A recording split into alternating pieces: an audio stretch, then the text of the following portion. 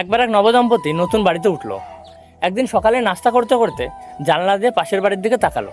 সেখানে এক মহিলা কাপড় শুকাতে দিয়েছে। স্ত্রী বলল, আরে কাপড়গুলো তো একদম পরিষ্কার হয়নি। নিশ্চয়ই উনি কাপড়গুলো ঠিকভাবে ধুতে জানেন না। তার মনে হয় ভালো কোনো কাপড় কাচার সাবানই নেই। এই কথা শুনে স্বামী মুচকে মুচকে হাসলো, কিন্তু কিছুই বলল না, চুপ করে রইল। এরপর প্রায়ই প্রতিদিন যখন পাশের বাড়ির মহিলা কাপড় শুকাতে দিতেন, স্ত্রী একই কথা বলতো, ওনার কাপড়গুলো মোটেই পরিষ্কার হয়নি। কয়েক সপ্তাহ পর একদিন স্ত্রী অবাক হয়ে দেখলো পাশের বাড়ির কাপড়গুলো ঝকঝকে পরিষ্কার।